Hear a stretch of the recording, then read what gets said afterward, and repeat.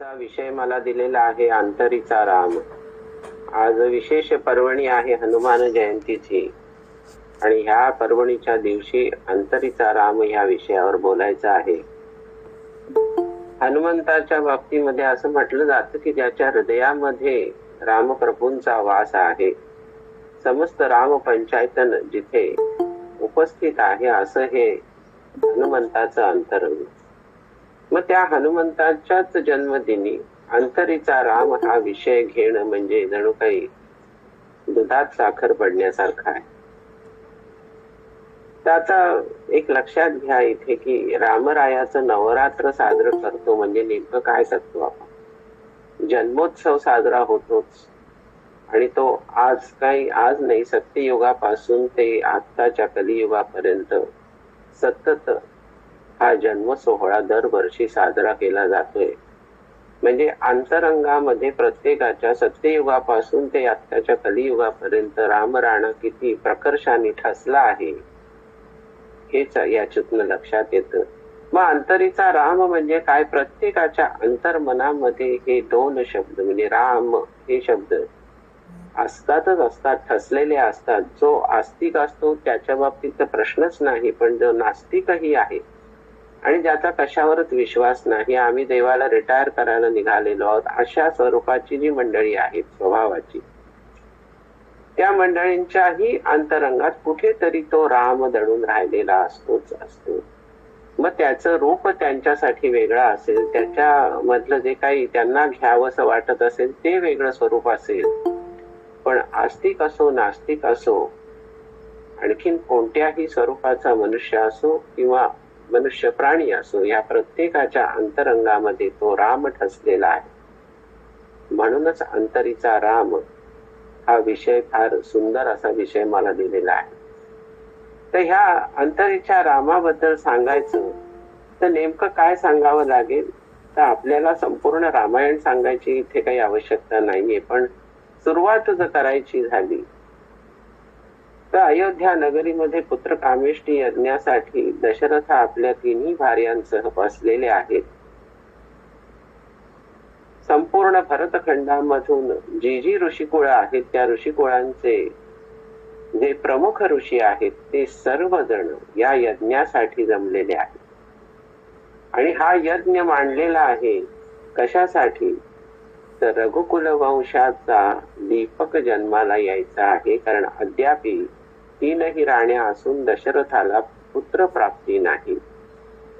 मग हे पुत्र कामेष्टी यज्ञाचं आयोजन इतकं काही भव्य दिव्य अफाट प्रमाणात केलं गेलंय. तिथे सगळे वेद ऋचा मंत्र घोष रोजच्या रोज निनादत आहेत आणि हा अनेक दिवस चाललेला यज्ञ आहे.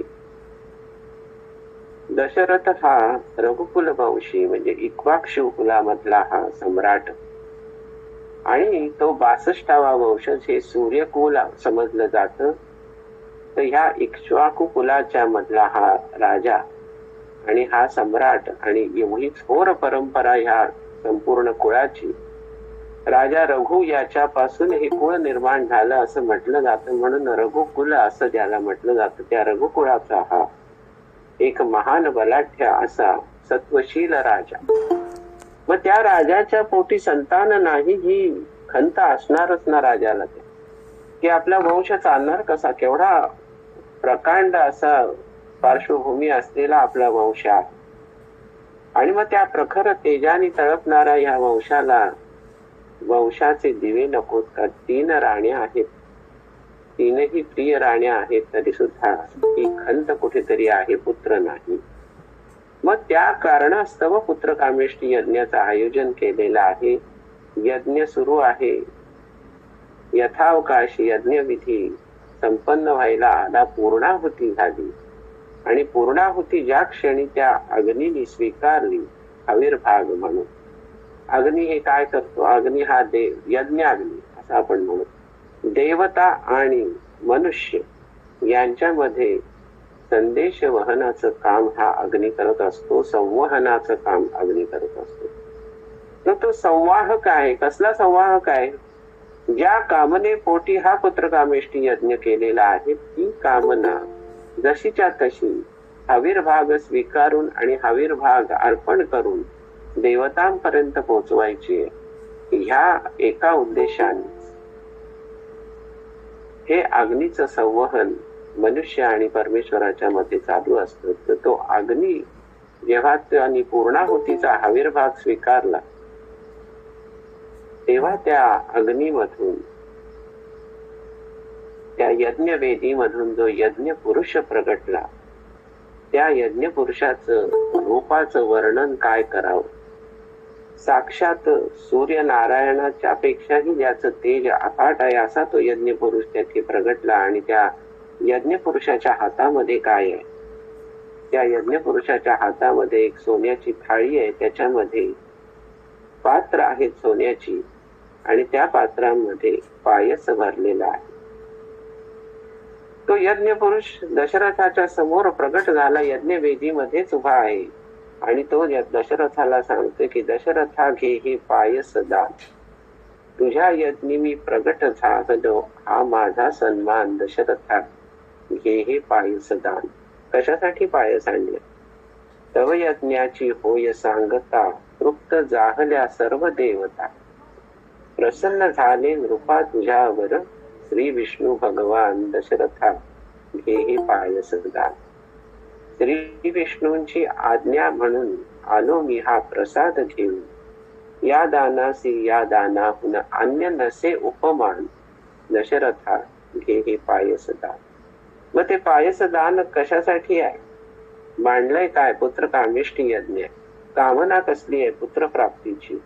मग त्या पुत्र प्राप्तीच्या कामनेपोटी जे काही भव्य दिव्य आयोजन केलेलं आहे, जे यथासांग शास्त्रोक्त आयोजन केलेलं आहे, त्याचं फलित स्वरूप म्हणून महाविष्णूंच्या इच्छेनुसार मी हे पायस प्रसाद म्हणून घेऊन तुमच्या समोर आलेलो आहे, याचा स्वीकार कर.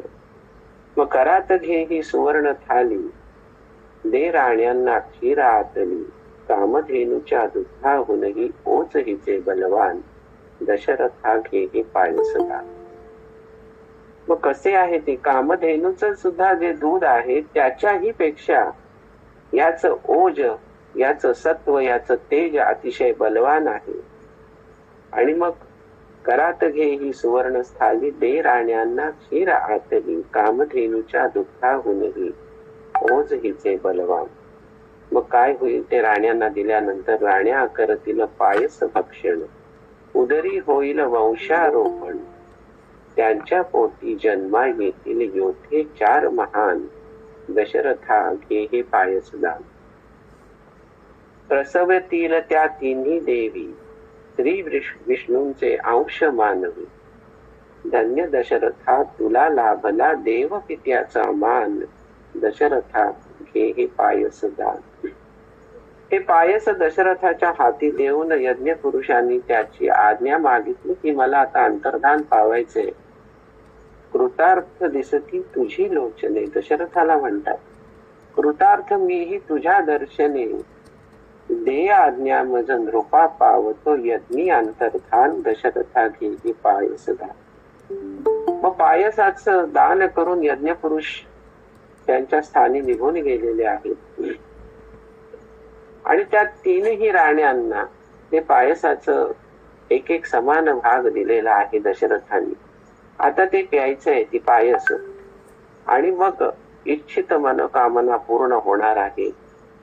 अशातच कैकेयीच्या जी पट्टराणी आहे, जी खरोखर प्रिय आहे, म्हटलं जातं की कौसल्या ही पट्टराणी आहे, पण कैकेयीवर विशेष लोभ होता ना दशरथाचा. त्या कैकेयीच्या हातामधलं पायस अचानकपणे एका धारीने झडप घालून घेऊन गेली ती पायस तिच्या हातातली. आता हे अयोध्या नगरीमध्ये घडलेली घटना आहे. आणि तिथून हे पायस घेऊन ह्या घारीने उड्डाण केलं. ते कुठे केलं?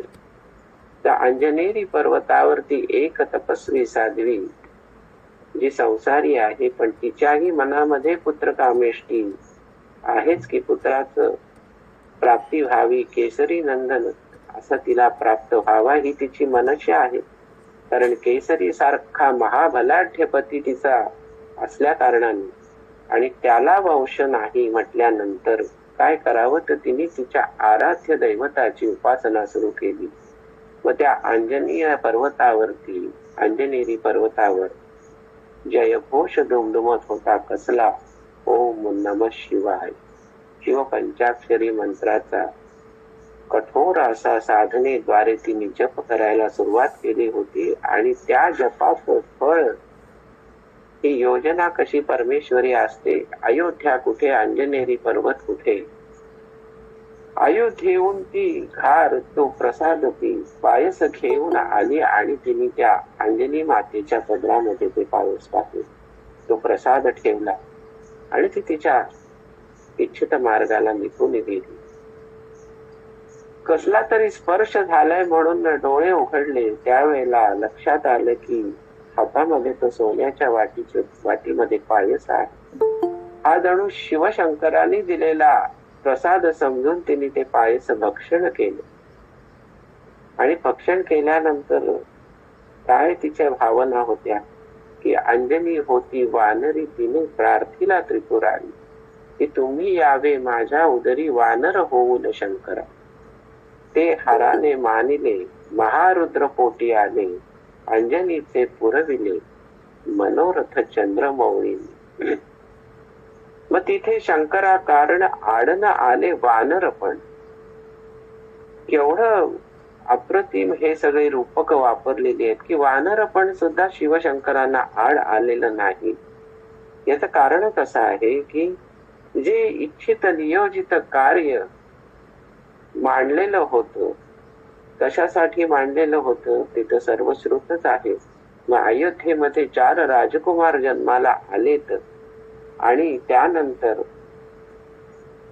हनुमान जयंती, याला आपण म्हणतो चैत्र शुद्ध पौर्णिमा, त्या दिवशी रामदास जन्माला आला, रामाचा दास जन्माला आला, म्हणजेच हनुमंताचा जन्म झाला. मग आजचा तो हनुमान जयंतीचा पावन दिवस आहे, ज्याच्या अंतरात राम आहे. त्या रामाचं वर्णन आपण ऐकणार आहोत. मग सूर्योदयी जन्म आहे, एकाचा जन्म आहे, धन्याचा जन्म आहे सूर्य माथ्यावरती आल्यानंतर, आणि शिष्याचा किंवा सेवकाचा जन्म आहे सूर्योदयाच्या सुमारास. मग फल समज रवी भक्ष लियो, ह्या पद्धतीने ते लाल तुटुक सूर्यबिंब दिसल्यानंतर फळ समजून हे बालक त्याला भक्षणासाठी गेलं. कसं होतं ते बालक? भीमरूपी महारुद्रा वज्र हनुमान मारुती वनारी अंजनी सुता. इथे वानरी अंजनी हा शब्द प्रयोग खरा बरोबर. वानरी अंजनी सुता रामदूता प्रभंजना महाबळी प्राणदाता सकळा उठवी बळे. जो स्वयमेव प्राण, जो सगळ्या आपल्या मनुष्य प्राण्यांमध्ये, ज्या सगळ्या सजीव प्राण्यांमध्ये सतत विचरित असतो, सतत संक्रमित झालेला असतो, सतत संचरित असतो, त्या प्राणालाच तर आपण हनुमंत किंवा मारुती असं म्हणतो. मग आपल्या शरीरामध्ये जे काही प्राणवायूचं आवागमन सतत चालू असतं, ते करणारा कोण आहे? एकमेवा द्वितीय, तो हनुमंत आहे. मग आपल्या अंतरामध्ये, आपल्या शरीरातल्या रंध्रारंध्रामध्ये ज्याचा वास आहे तो हनुमंत आहे. आणि ज्याच्या हृदयामध्ये त्याचा जो धनी आहे, त्याचा वास आहे तो राम आहे.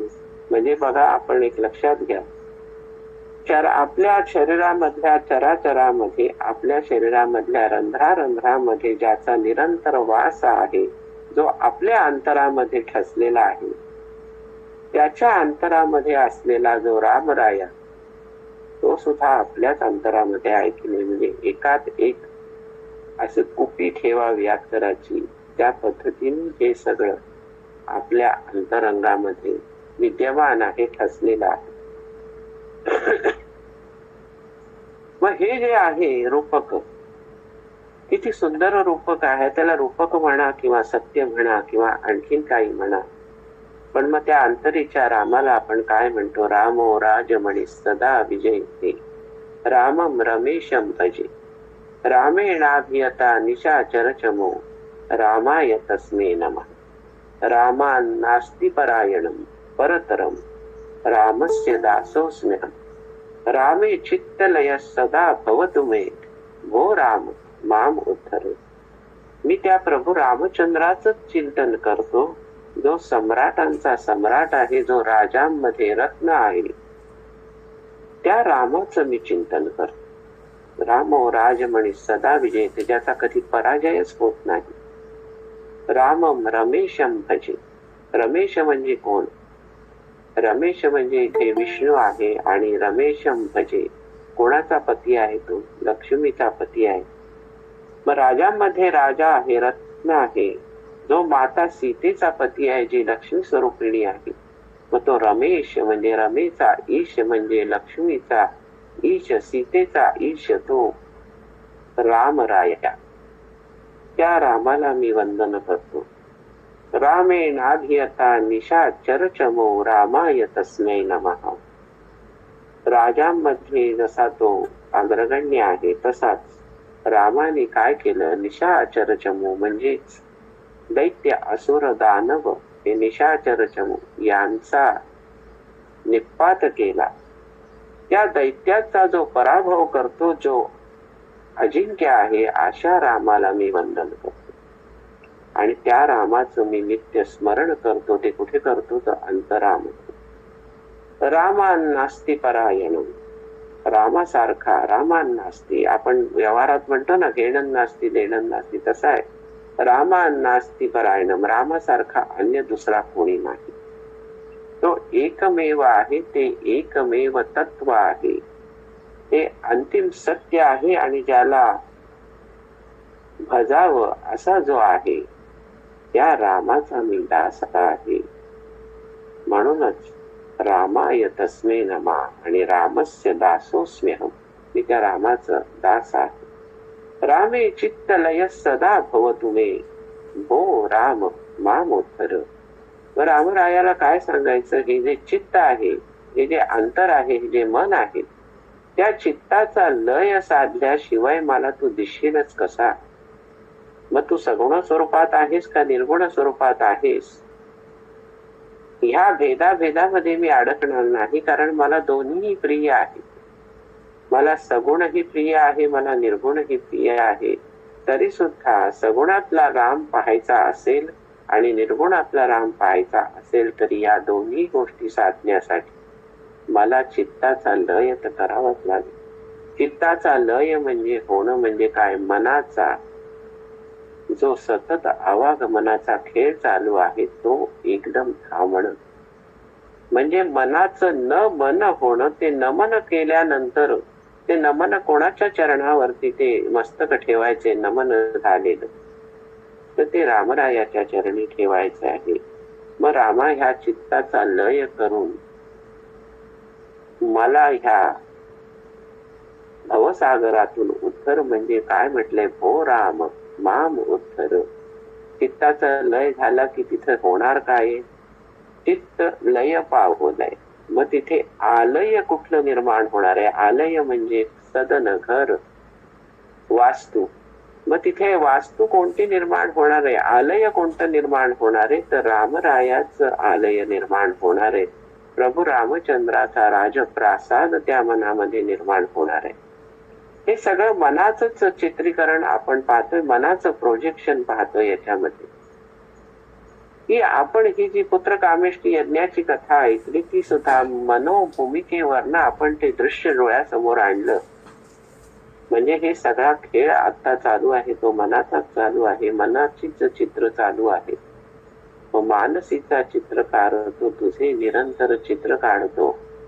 लव सॉन्ग फक्त मर्यादित नाहीये, हे रामरायाचं चित्र अंतरंगामध्ये कायमच काढायचं सतत अविरत। हे चित्र कधी पूर्ण होणारच नाही, कारण ज्या बिंदूपासून आयुष्य सुरू झालं आणि ज्या बिंदूला ते संपणार आहे, त्या प्रवासामध्ये विचार केला तर प्रतिक्षण हे चित्र चितारण्यामध्ये जे काही आनंदाचा गाभा सापडणार आहे त्या चित्र चितारण्यामध्ये, त्याची मिती कोणती वर्णायची? मग हे जे मनाच्या द्वारे हे चित्र रंगवायचंय रामरायाचं, कसं आहे? मग त्या संपूर्ण रामायणामधल्या रामरायाचं चित्र रंगवायचंय का? तो जन्माला आल्यापासून शरयू नदीमध्ये त्यांनी जेव्हा देह विसर्जन केलं, लुप्त झाले शरयू नदीमध्ये, त्या क्षणापर्यंत रामरायाची जी विलक्षण अशी रूप आपल्याला जी माहिती आहे, जे जनमानसांवरती अक्षरशः दगडावर सोन्याच्या अक्षरांनी कोरावं असं रामायण संपूर्ण कोरलं गेलेलं आहे. त्या रामायणामधल्या रामाचं जे काही मर्यादा पुरुषोत्तम चित्र आपण निर्माण केलेलं आहे किंवा त्या वाल्मिकी ऋषींनी ते म्हणून ठेवलेलं आहे. पुरुषोत्तम याचा अर्थच मुळे असा होतो की पुरुषांमध्येही जो सर्वोत्तम उत्तम तो पुरुषोत्तम, आणि सत्ययुगापासून कलियुगापर्यंत, कलियुगाच्या अंतापर्यंत जे जे पुरुष जन्माला आले आहेत, जे जे जन्माला येऊन इथे नांदले आहेत आणि जे जन्माला येणार आहेत, झाले बहु होतील बहु परंतु या समाहा असा हा रामराया आहे. मग ह्या समस्त पुरुषांमध्ये, या चारी युगांमध्ये जन्माला येणाऱ्या पुरुषांमध्ये जो सर्वोत्तम आहे, जो उत्तम आहे, त्याला पुरुषोत्तम म्हटलं जातं. तो मर्यादा पुरुषोत्तम आहे. तो पुरुषोत्तम असून सुद्धा तो स्वैराचारी नाही, तो मर्यादा पुरुषोत्तम आहे. मर्यादा कसली आहे? एक वचनी, एक पत्नी, एक बाणी. मग रघुकुल रीत सदा काय आहे? रघुकुल रीत सांगितलेली की प्राण जाय पर वचन न जाय, ही जी रघुकुलाची रीत आहे, मग त्याच्यासाठी त्याला एकवचनी म्हटले. आणि हा एकवचनी राम आहे, तो एक पत्नी पण आहे. म्हणजेच पातिव्रत्याचा ठेका फक्त काही बायकांनी घेतला अशातला भाग नाही. मर्यादा पुरुषोत्तम रामाने सुद्धा पातिव्रत्याला स्वीकारलंय पतिव्रता या संकल्पनेमध्ये. तो पतीचं व्रत आचरतोय, ती पत्नीचं व्रत आचरते. रमेश आहे ना. मग एकीकडे आपण असं म्हणतो की राम आणि विष्णू यांच्यामध्ये फरक काय आहे? तर राम हा विष्णूचा अवतार म्हटलं जातं आपण, आणि त्या अवताराला हेही म्हटलं जातं की रामरायांनी आयुष्यभर किंवा अवतार कार्यामध्ये कोणाची उपासना केली? तर शिवशंकरांची उपासना केली. आणि मग त्या शिवशंकरांच्या उपासनेमध्ये काय झालं?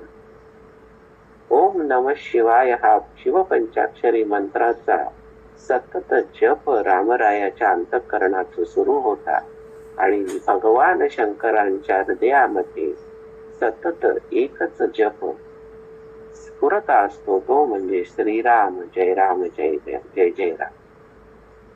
मग शिवस्य हृदयम विष्णू, विष्णुस्य हृदयम शिव. मग शिवस्य हृदयम विष्णू मधला कोणता विष्णू आहे शिवाच्या हृदयामध्ये? तर तो राम स्वरूप विष्णू आहे. आणि मग होतं कसं की त्या रामालाच आपण जेव्हा सांगतो की ओठी श्री रामा प्रभात झाली, पूर्व दिशा उजळली, उभी घेऊन कलश दुधाचा कौसल्या माऊली.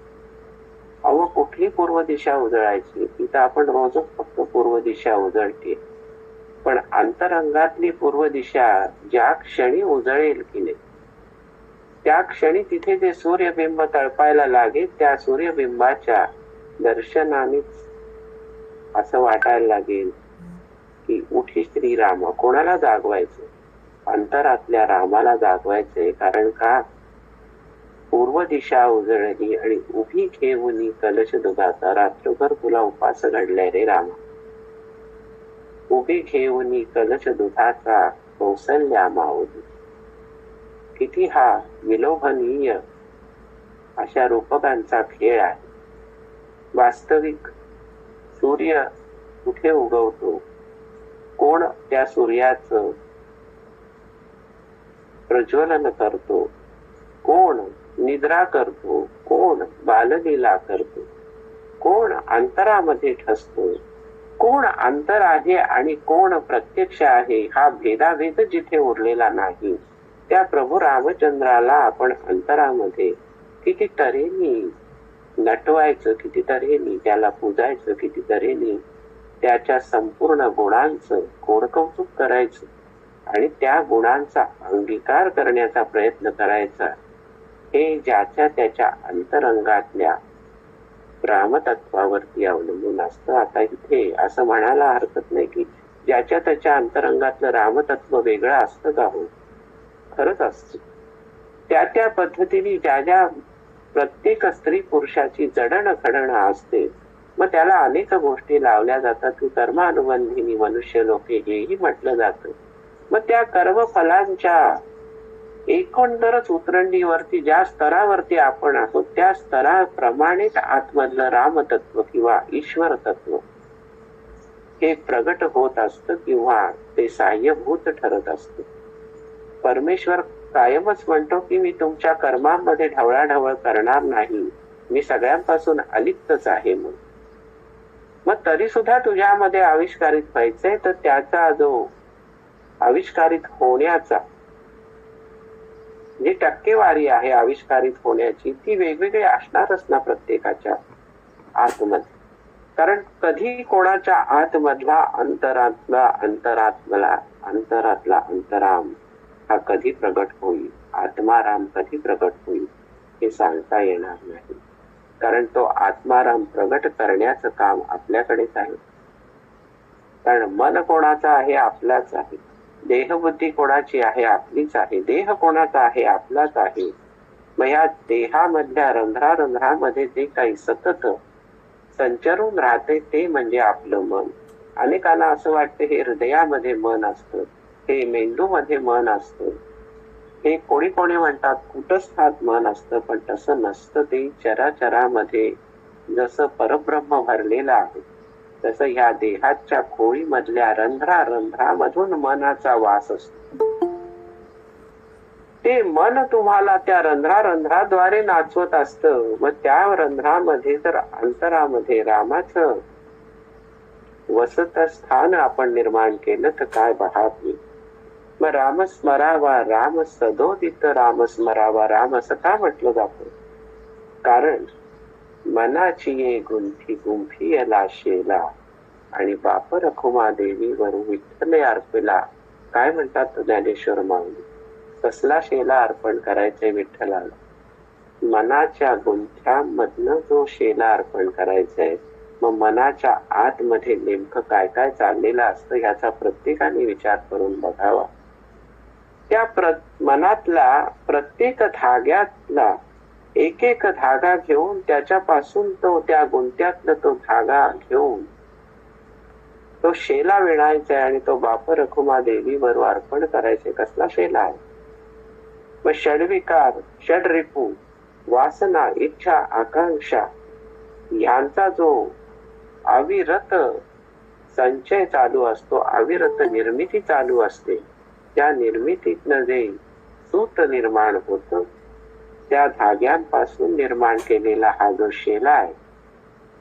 म्हणजेच अर्पण करायचा कशासाठी? तर त्या पांडुरंगाला सांगावं, त्या रामरायाला सांगावं, त्या महादेवाला सांगावं, त्या विष्णू नारायणाला सांगावं की माझे षडविकार, षडरिपू, इच्छा, आकांक्षा, वासना ह्या सगळ्यांचा जो एकत्रितरित्या मी शेला विणलेला आहे तो तू स्वीकार कर आणि मला ह्या सगळ्यांपासून मुक्त कर, निर्मन कर. म्हणजेच माझं अंतरंग कुठेतरी शुद्ध होईल, माझं अंतःकरण शुद्ध होईल आणि त्या क्षणी मी तुला साक्षात पाहू शकेल. माझे चक्षु, मला जे डोळे दिलेस ते एवढे तेजस्वी नाहीये तरी की तुझ्या सगुण रूपाला आणि निर्गुण रूपाला मी एकाच वेळेला पाहू शकेल. मला ते नाहीच आहे, तू प्रदानच केलं नाहीयेस. पण एक गोष्ट मात्र मला माझ्या धीमती बुद्धीद्वारे तू प्रदान केलेली आहेस. माझी प्रज्ञा मला सांगते.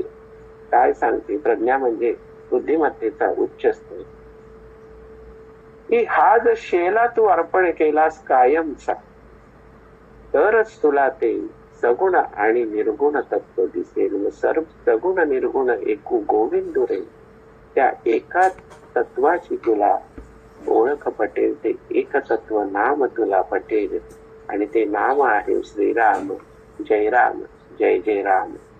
प्रत्यक्ष महादेव याचा जप करताय.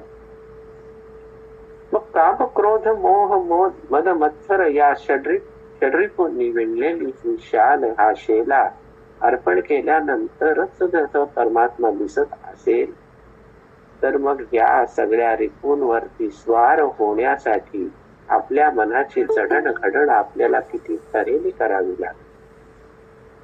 सेकंदात या मनाचं जे धावणं चालू असते, सेकंदाला मन अविरत तुम्हाला ज्या